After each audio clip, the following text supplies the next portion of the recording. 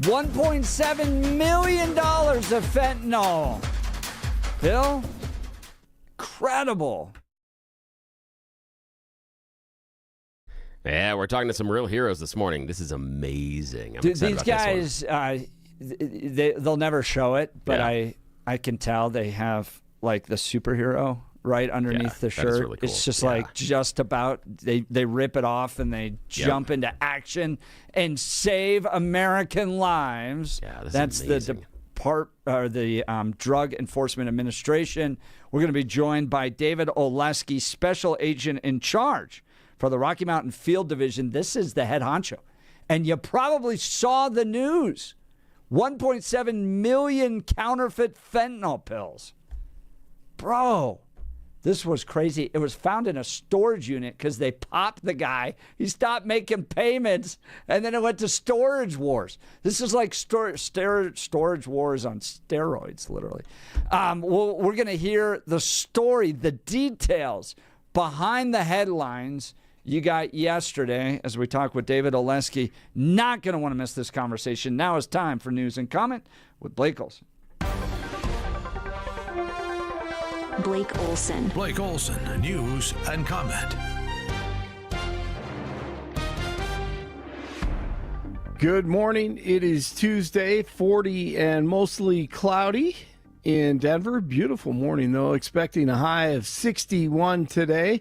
News sponsored by Pastor Camp Heating and Air Conditioning at 303-777-1234 to learn more about special savings opportunities on Lennox equipment.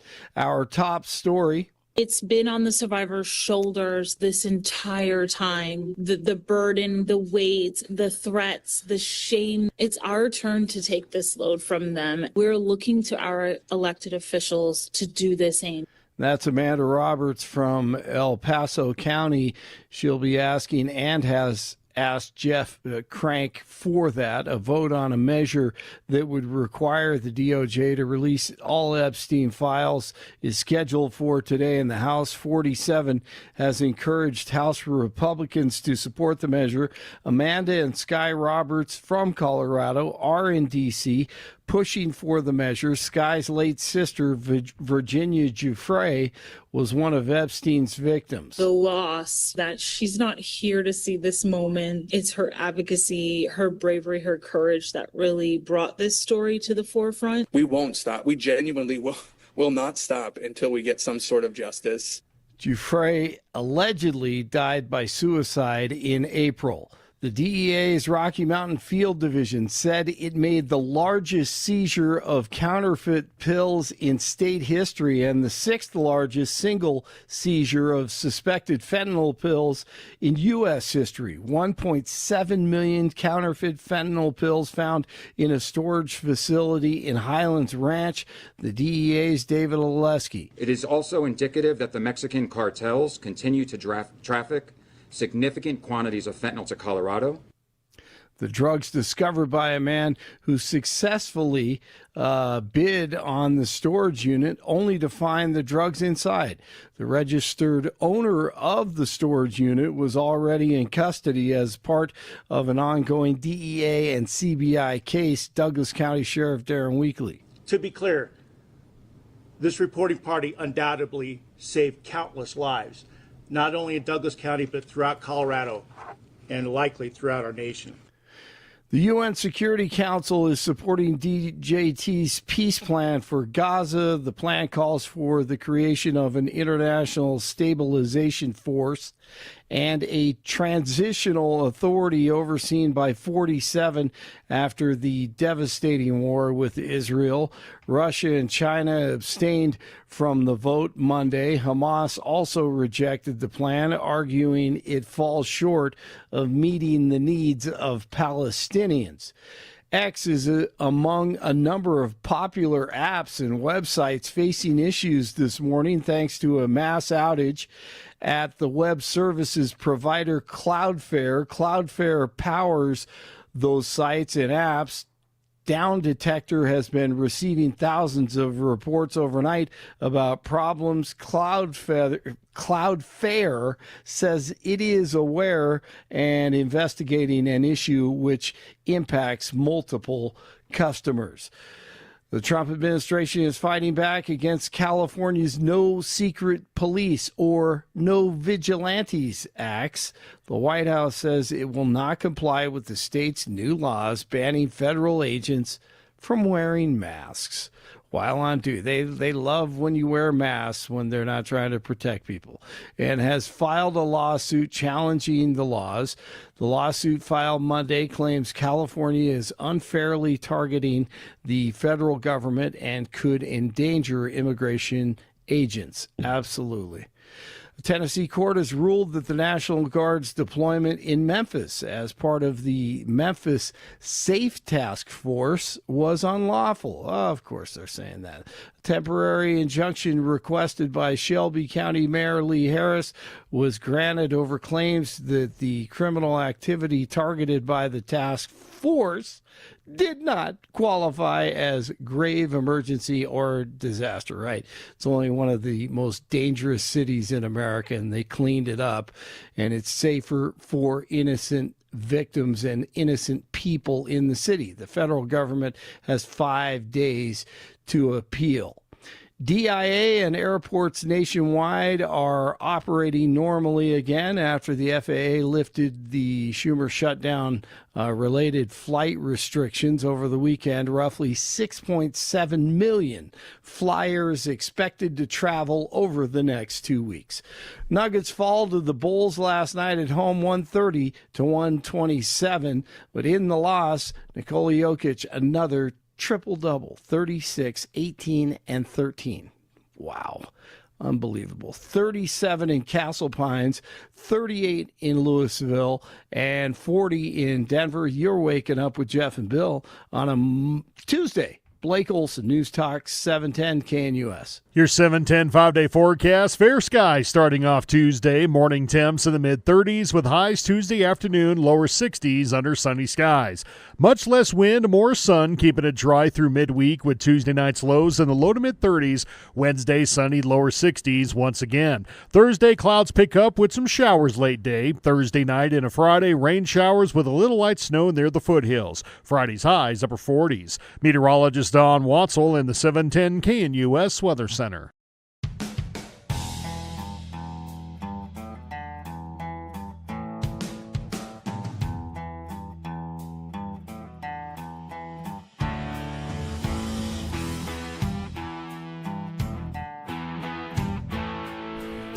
Big historic announcement yesterday from the Drug Enforcement Administration. A record 1.7 million counterfeit fentanyl pills seized in Colorado. The sixth largest U.S. pill seizure in American history. This was wild yesterday. Got a chance to be in the room to watch this in part because of our former colleague here, Steffan Tubbs, who joins us now in studio along with David Olesky, special agent in charge for DEA's Rocky Mountain Field Division. That means he's the chief DEA superhero here in Colorado. Guys, big day yesterday. Yeah, congratulations. It was amazing. Good morning. Good morning. And Steffan's back in studio here. This is where I met Dave, by the way. Right here. Mr. That's what you were Olesky. saying. Right here when I was doing my show. We were talking fentanyl 5 years ago-ish. About 5 years. 4 or 5 years ago. So maybe we'll get Jeff or Bill on as an agent here, and then we'll do some Jeff, recruiting here. I looked at being an for you. agent because Steffan was kind enough to let me do the Citizens Academy, which means I got to drive around. That's just ugh.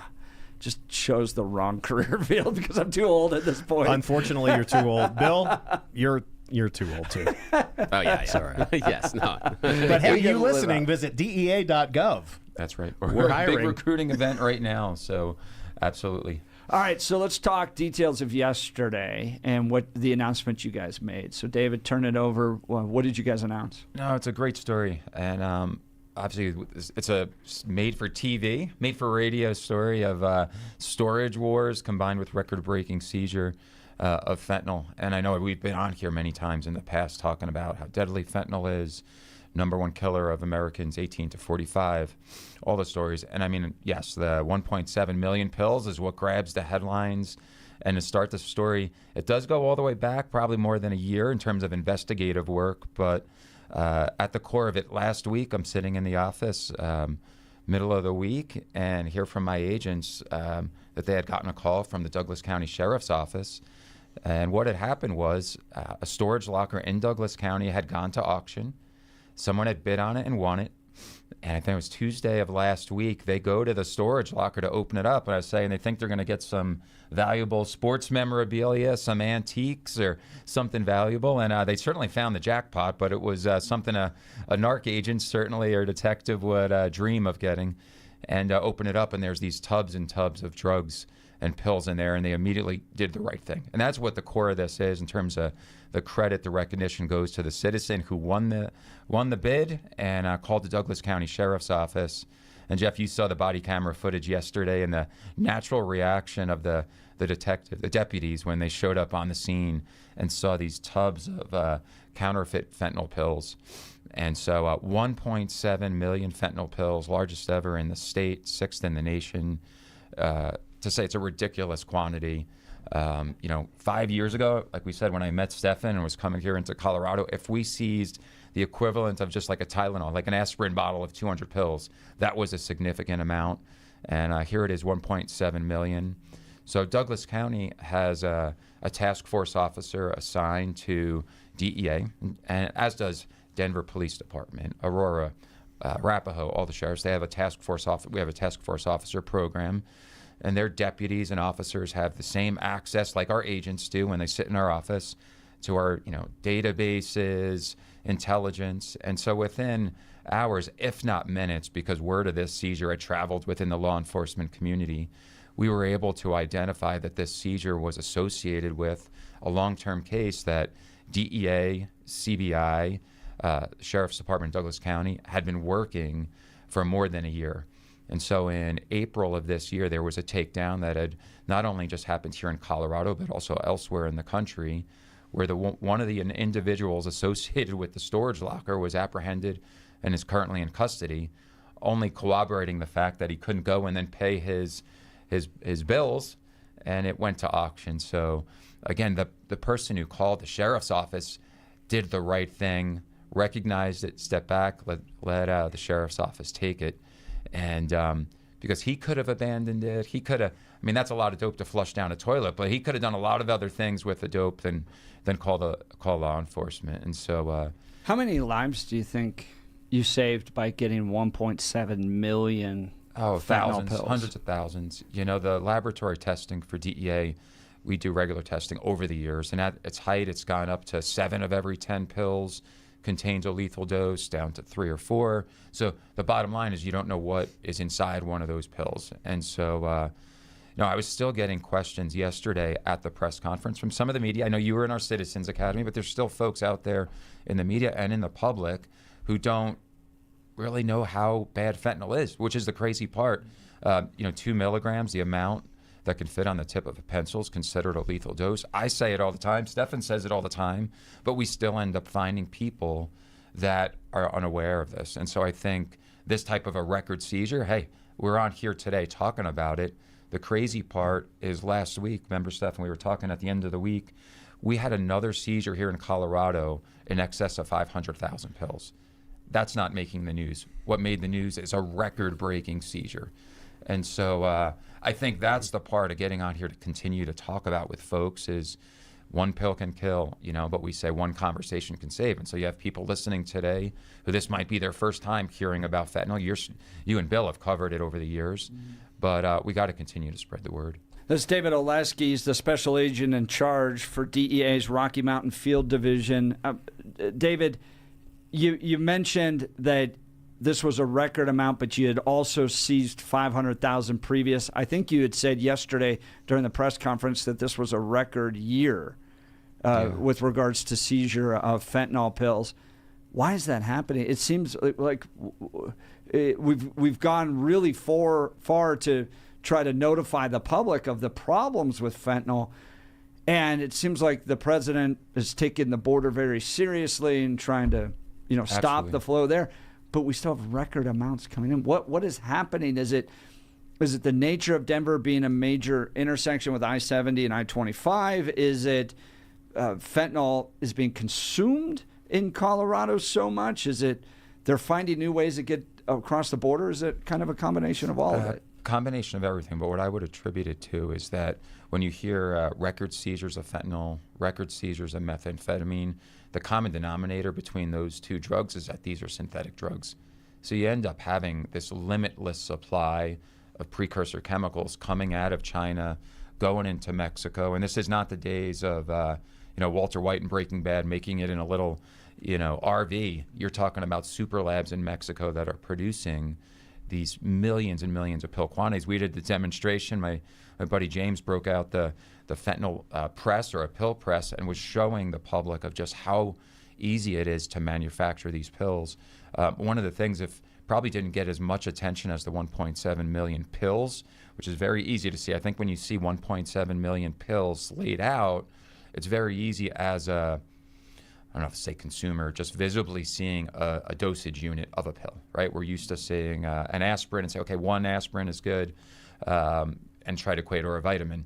Well, what was also sitting on the table was 12 kilograms of fentanyl powder. And that gets a little bit less attention because these bricks are sitting over there. Like, oh, okay, but wow, my eyes are attracted to the 1.7 million pills.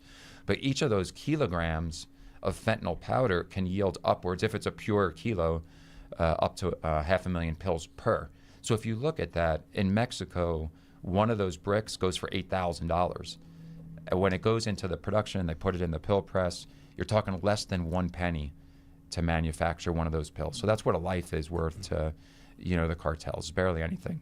But when they're trafficking it here, whether it's in the state of Colorado, you're looking at $1 per pill if you're selling 1,000 pill quantities. But like on the streets of Denver, anywhere in the neighborhoods or online, you could sell those pills for $4 or $5 each, $10 each if you're selling them individually. Our region also, our division also covers Montana. We have 7 Indian reservations in the state of Montana. A fentanyl pill up there, do you know how much that goes for, Jeff? You remember how much it was? No. It's going for $40 to $60 a pill. Wow. And so when you're looking at this, certainly the cartel didn't just wash their hands of this and say, we just lost it. But in part, it's the cost of doing business. The other reason probably why it's sat there so long in the storage locker is the cartels are so compartmentalized. So the folks that handle the money are not necessarily going to be crossing over to the folks who handle the drugs. The folks who handle the drugs here in the metro area are not maybe going to always know the courier who's coming up from Mexico. And so when we're able to really target the networks and take off a cell like this, it can make an impact for such a long time that probably the cartel folks did not. I don't think they knew where the storage locker was. We had the guy in custody since April. And so when you're so compartmentalized on the part of the cartels, there's disadvantages too. Yeah, that was a question that Patrick Neville raised on my X account was, is there just so much fentanyl out there that they go, 1.7, they just write it off as a loss? Possibly, but then you also said they're so compartmentalized that the right hand may not know what the left hand was doing, so those just sat there until they got seized. That's David Olesky, special agent in charge for DEA's Rocky Mountain Field Division. I guess I'm still a little confused as to, we've seen the president take on these cartels, shut down the border. So how are we still dealing with record fentanyl coming through? It's not being manufactured here, so they're just finding other ways. I mean, how are they getting it through the border with this increased enforcement that's taking place, I guess? Yeah, as much as your imagination can grow and think of ways for them to do it, just realize they only have to be successful one of every 3-4 times of getting a load through the border, at the cost of the product. And so that's it. But we do have, I think, the increase in border security in terms of the human capital of the cartels. We're apprehending these. That's something that is not limitless, for them. And so when we take off, just like in this case, the one courier or the cell, it does take a while for them to replenish. And I'll say, I'm so proud of our men and women at D.E.A. You can go to our partners who were there yesterday from CBI, the Douglas County Sheriff's Office, HSI, IRS, ATF. it's all hands on deck. And so it's been really impressive for me to watch the collaborative nature of what everyone is doing here, not only in state of Colorado, the country, to tackle this. And what I'll say is, you go back to the start of this administration, day one, something I hadn't seen in my 25 years with D.E.A. was the president said, wrote an executive order, and he didn't call for the disruption of the cartels. He didn't say we're going to work on slowing the flow of drugs. He asked for a total review of the U.S. government's counter-narcotics strategy and intelligence strategy focused on drug trafficking, ultimately calling for the elimination of the cartels. And that was in the executive order. And I remember on day one saying, well, that's pretty good as a DEA agent, of saying, wow, the president's serious about this. And not, if it wasn't weeks later, it was days later, Attorney General Bondi issued a similar memorandum to the Department of Justice saying we're going to use all the resources that we have in the toolbox to go after the cartels. And then right after that, you had the foreign terrorist designations. And can you tell us how that changes things, or our listeners, how designating the cartels as a foreign terrorist organization changes things? So I think number one, what I'll say is I remember early on when that was first designated, what the cartels thought was certainly that they thought, wow, now we're going to be subject to the same things that Al-Qaeda and the other Middle Eastern type of extremist terrorism organizations were doing. And they certainly felt the pressure, I think. I just remember talking to my colleagues down in Mexico who were saying, man, the word on the street is just, wow, this is something to be, this is a change in the landscape of narcotics enforcement, 100%. And so there's a lot of things in terms of the financial side of cases where if you end up have somebody who's listed as a foreign terrorist, a member of a foreign terrorist organization, that you can do in the banking community, the financial sector to go after. There's a lot of other things that folks, honestly, to be aware of in the, let's say, oil community or in the business community. If you're trying to operate in Mexico, in some of these parts of the country, you have to pay the equivalent of extortion fees to the cartels to operate businesses. So there's a lot of other things that come in that we are taking as a U.S. government, an all hands-on-deck approach. You've mentioned it, Jeff. The border security is definitely one of the strongest it's ever been. But then you also go through how the administration is using tariffs, negotiations in terms of the precursor chemical topic. To hear that being talked about at the administration about China and fentanyl is being discussed and the loss of American lives, I think those are the different things that you really didn't historically see being talked about. I would always say, the war on drugs is not working, right? I hate even mentioning it on the air because who knows how many text messages you're going to get. They all know where I stand at this point. Well, but my point is not the war in the sense of, right, what we're seeing with the go fast boats in South America. But my point is that it ebbs and flows over the course of time of different administrations and their priorities, right? And so whether it's border security, whether it's immigration, whether it's tough on drug traffickers and holding them accountable and sentencing. And listen, it also is substance abuse and recovery and making sure we have treatment programs. It's not something that we're just going to arrest our way out of it. Moments like yesterday, I know, to try to draw the parallel of having a citizen call in and report this, it takes the community, it takes your listeners out there to share the message that as our men, they're out there today, right, Steffan? Our folks are out there. One of our colleagues, Jim, was just calling me on an operation that's happening right now in Denver. We're going to do the enforcement piece, hold those accountable. But we need folks who are out there. It doesn't matter if you're in the education world, the public health world, to continue to message the dangers of these drugs. And I know Steffan, that's how we met. Steffan's a huge advocate in terms of messaging on this topic. Yeah, I think also somebody listening this morning, it's getting national news now, which we kind of anticipated, obviously, the numbers, right? When the national folks do this story, it's 1.7 million pills seized in Denver. For those of us, we're hyper-local. I know it from working here, right? That's what we love about talk radio. There's got to be somebody out there listening right now going, Highlands Ranch? Highlands freaking Ranch. I lived there, I lived there for almost 20 years. Yeah. This was about 2 miles as the crow flies from where I raised my kids, where we went to the Super Target, where we went to King Supers, where we went to Northridge Rec Center, all of those things. if this does not show you that there is not just one bad corner in downtown Denver, or pick another community you think is worse than where you live.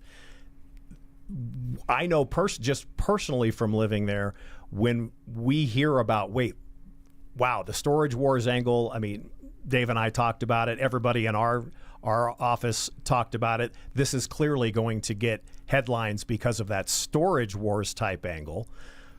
But then when you really look at it, what 1.7 million, the fentanyl powder equivalent to possibly yield another 6 million pills.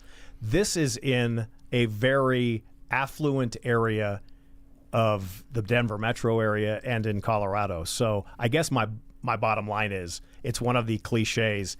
If it can happen there, it can happen anywhere. And I think now, in the weeks and months to follow, let's give a shout out to the Douglas County schools. Let us come as DEA and let us tell your classroom, your community group, your Kiwanis Club, your Rotary, that this is here, and this should be a wake-up call for everybody in Colorado. Yeah. Big time. It's here. Big time. And a big wake-up call. One of the questions I saw pop up yesterday on X, and we got it here, you guys said it was counterfeit pills, but does that mean that there wasn't fentanyl in it? No. Or help people understand the term counterfeit. Sure. I think we use the word counterfeit because if somebody's looking out there in the public and they look at this pill, they're not going to be able to tell the difference between a real Oxycontin pill that's coming from the pharmacy and one manufactured by the cartels in Mexico. And so we use the word counterfeit to say it's not a real pill from a pharmaceutical industry. It's one from Mexico, and there's none of that other stuff that the pharmacies put in it. What is in it is the synthetic opiate fentanyl, which is inside. And so that's the reason we use the term counterfeit for how it's presented, but it's definitely all fentanyl inside. Did you get a good look at, I don't know how close you got, Jeff, yesterday? I was a little nervous, David. Well, you should. We had Narcan on hand just in case some dumb reporter, not you, comes and touches it. But if you noticed, if you looked in, and we've put it on our social media, and I urge all of you friends listening, please follow us on our X account. Even though I understand it's down maybe right now, entirely the network, but follow us, DEA, Rocky Mountain, DIV. You can just type it in. But each of those pills, they're designed to look like what we call an M30 or a blue. And you saw yesterday in the demonstration, and if you saw any of the TV coverage yesterday, you can see just how easy and what did Mr. Stroop, our assistant special agent in charge who did the demonstration, almost 5,000 pills an hour. Yeah. That one machine. Yeah. You saw it. It was 4 feet from you. Yep. And just in our office there, if you see he was holding the pills in his hands, you wouldn't be able to tell the difference between that pill and the one right from your local pharmacy. Yeah. Because the die casts that are in there make the same impressions on the pills. And it's the same whether it's for, as we said, a counterfeit fentanyl pill or cartels or even manufacturing counterfeit Adderall pills. All it is the change of a color dye. And in the Adderall pills, while you could still have fentanyl in those containing methamphetamine. And so that's why we have to continue to message this out there because, as you're saying, of just, hey, Highlands Ranch, really? Well, the thing is you don't have to go to some of the more high crime areas to acquire these drugs. Sadly, me and Steph and yourself, Jeff, have met parents who've lost their kids to a drug overdose, or we could say poisoning, because why? They could sit in the comfort of their home in Highlands Ranch and Parker, go on their cell phone device, go on TikTok, Snapchat, and have these pills delivered right to the front door of their home. And I think it gives a false sense of security for a parent. Say, we live in this great neighborhood. We don't have drugs in our school district. But then and I say, well, what are you doing different there? Because across the country, we're still losing hundreds of thousands of American lives over the last few years. And so no one is immune. And I've done presentations where it's not one pill can kill, it's did kill. And if you look at the images of young kids, doesn't matter what race they are, economic class, their education levels. I always say the theater kid or the high school varsity football player, or even adults. Folks suffer from substance abuse, pain. They try to seek an alternative, kind of pain remedy. But this is not the thing to turn to. One of the frustrating things, I will say, part of DEA's messaging, we want to get out in schools. And I'm not just saying this is just in our division, which is Colorado, Utah, Wyoming, Montana. But I know in talking with colleagues, we sometimes have received from school districts. I'm not going to focus on any particular state or particular district, but we have heard this messaging. Thank you so much for what you all do, but we don't have an issue here. So thanks. That is a potential deadly mistake. I agree.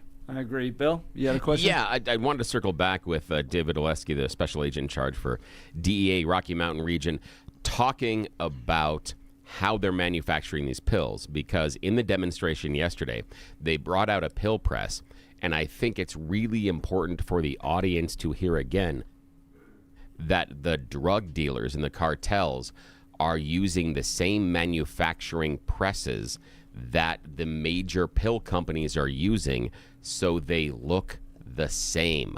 So it's no longer an issue of going out there on the street and going, well, this doesn't look like what I normally get from the pharmacist, or this doesn't look like what I saw online when I looked at WebMD or whatever.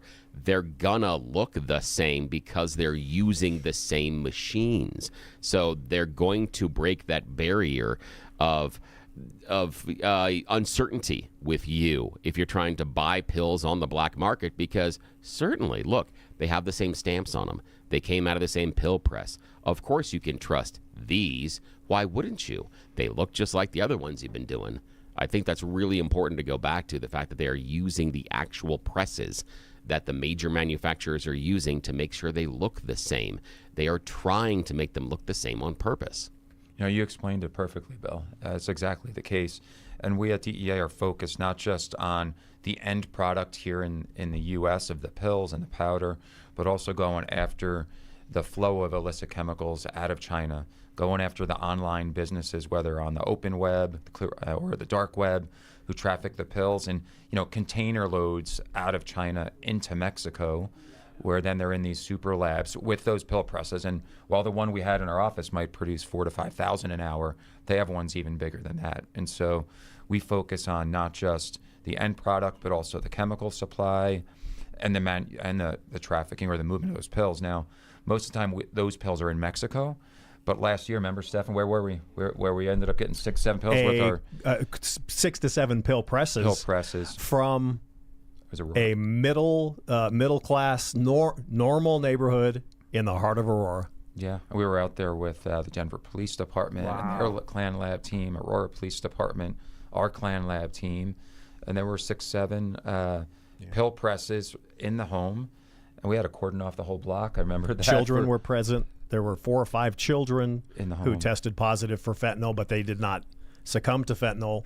Part of the reason is because sadly, their bodies were used to the exposure. So they were living in the house? Correct.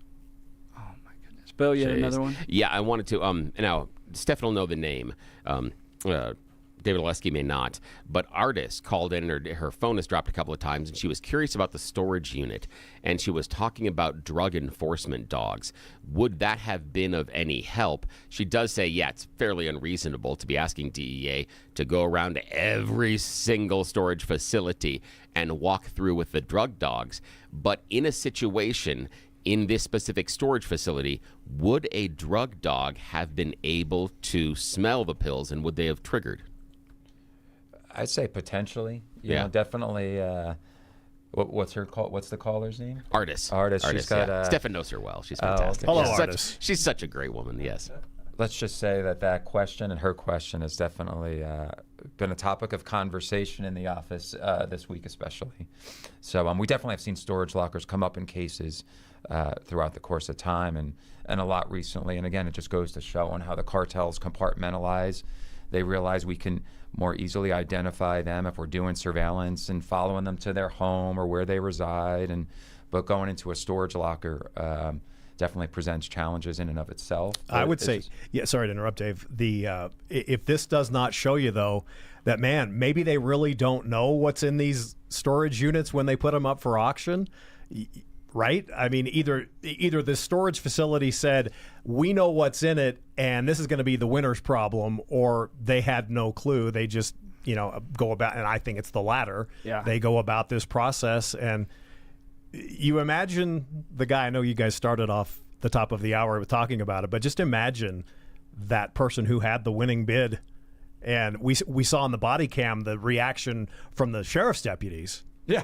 But imagine if dude that won it had some kind of body cam on him. I couldn't have imagined, to Dave's point, thinking you're going to get a baseball card worth $4 million or, antiques, and then you get this. And Bill, I heard you say something earlier this morning, right when you guys went on the air, about this was not packed to the rafters. Yeah, that was surprising. There were just these storage bins or tubs worth, not worth, but the quantity, it's really not that much. Yeah, I mean, if you had won it and opened it up, if I was bidding on like Storage Wars and I opened up, the first thing would be, oh, this isn't good, because I've got several tubs and then these other things over here, and most of it was empty. Bill thought that he was getting his retirement package. Exactly. Instead, he got shut out. They kind of open the garage doors, let you look quickly, and then they shut it, and you got to bid on it or something like that. I've watched enough Storage Wars, but you're right.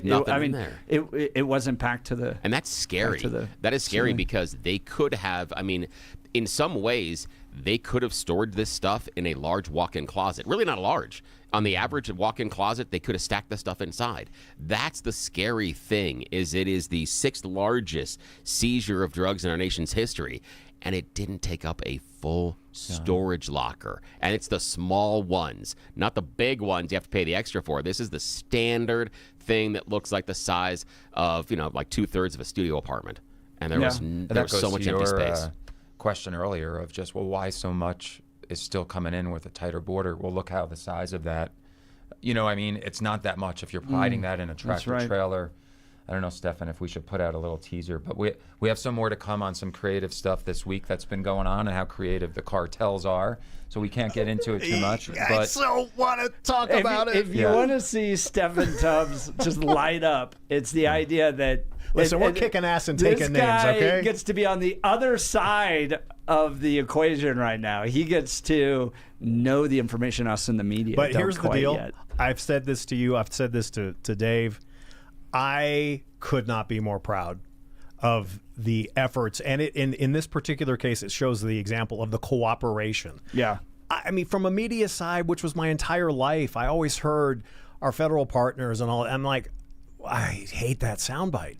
But now I see it. And it's true. We've got federal partners and local and state partners. We're making a dent. Are we ever going to solve it? Is it ever going to completely go away? And this is going to be in the history books?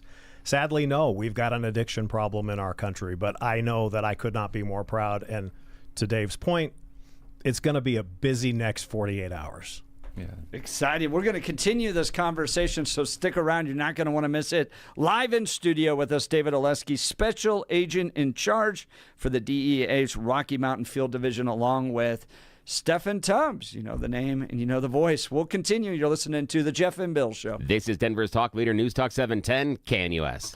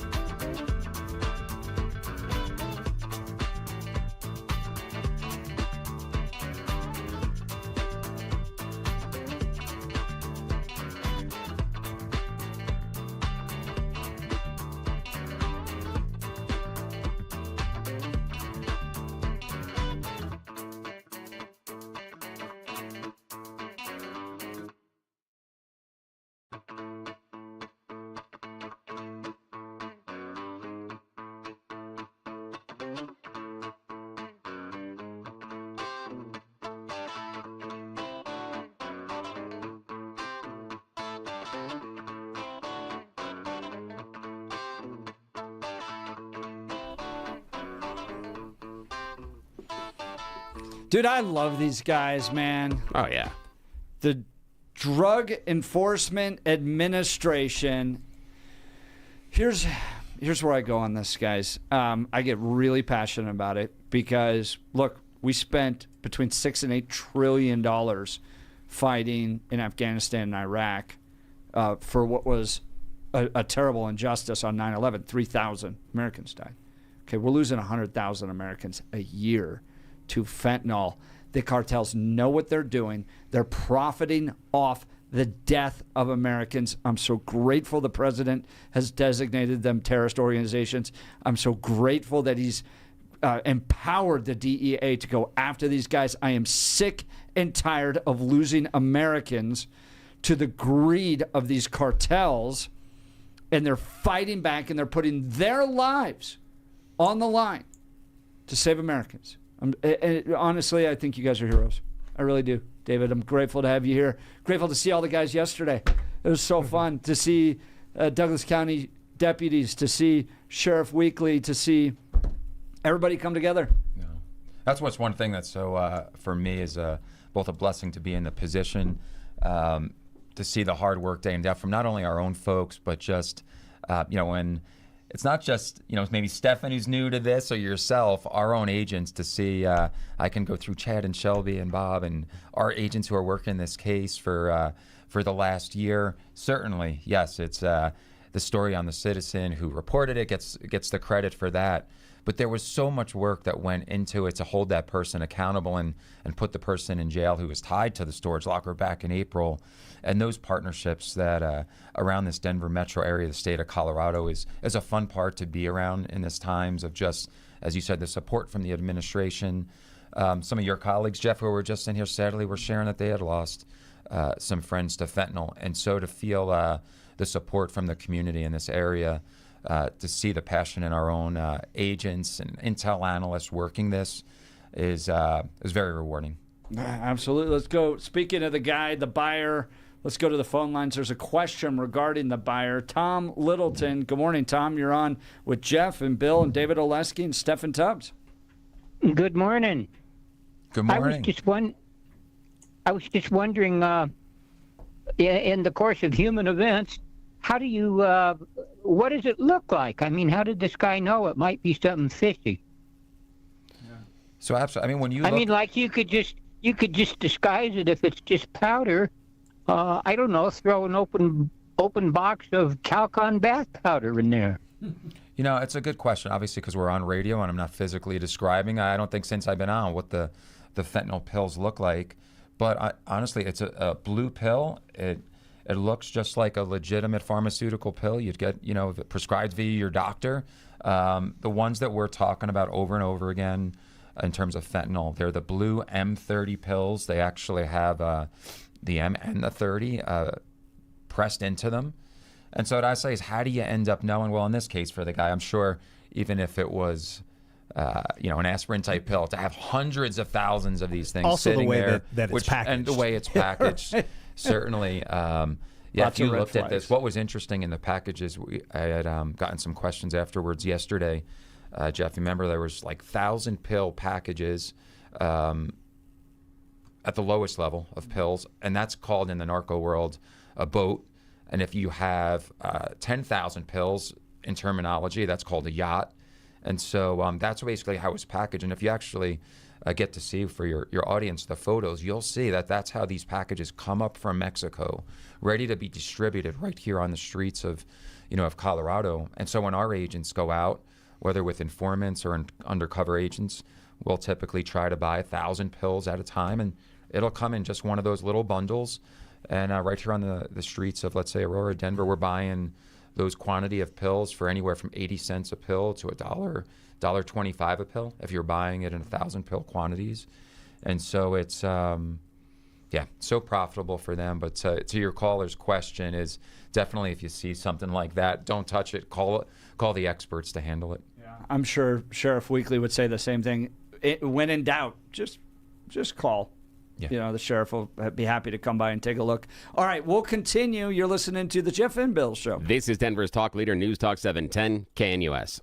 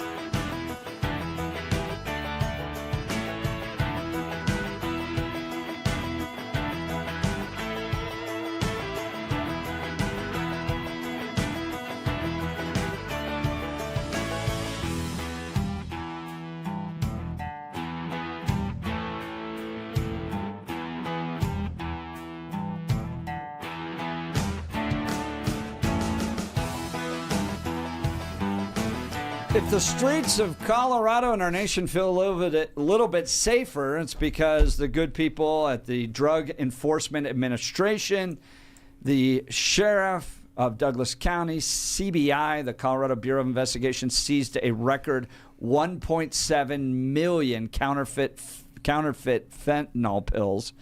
The sixth largest U.S. pill seizure and the record here in Colorado. Big day yesterday as they made this announcement.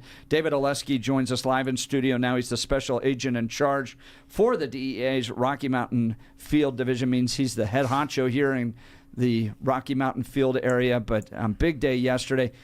Let's talk fentanyl numbers nationally. How do they look this last year or two? Well, sure. If we're going to go just drug overdose deaths over the last few years, if you go to 2022, 2023, as a nation, we were losing more than 110,000 American lives due to not just fentanyl, but drugs as a whole, the majority of that fentanyl. And I always struggle on how to phrase this. Look, the numbers are getting better, but it's not a celebratory number in terms of the number of deaths when that's what we're talking about. But for the most recent 12-month period ending April of 25, it was still 73,690. So 25,000 less. I hate talking about lives in those terms, but it does show that things have turned a little bit. And even at the state level, numbers have leveled off and gone down a little bit. But here, right in the city of Denver, Denver County, very sadly, we're looking at a record year. We work very closely at Denver Police Department has for the last few years stood up a fentanyl response team. And I have to recognize those folks who do that job because they are responding and meeting families in their worst possible moments, responding to a drug overdose and poisoning. And they are on pace for way more than 400 drug-related deaths this year. Any sense as to why you think that's happening? Well, definitely when it comes in the state, obviously Denver's the biggest in terms of population. Yeah. You look at that as where the cartels are focused. Some of our larger cases are there. And listen, the city of Denver does. They have great support programs for the most vulnerable communities, folks who need support, whether it's financial, housing, or whatever. And so you have a vulnerable community, folks who suffer from substance abuse, residing there. And when you look at the numbers of those 400 deaths, what was interesting is I believe the numbers was only 24 or 25 were fentanyl-only deaths. So fentanyl was in, let's say, the majority of the toxicology reports, but there's all of these other drugs that are still killing the lives there. Well, that's David Olesky, special agent in charge for DEA's Rocky Mountain Field Division. Steffan, we've got to jump here. We are America's division. DEA.gov/1pill. True American heroes. You're listening to The Jeff and Bill Show. This is KNUS.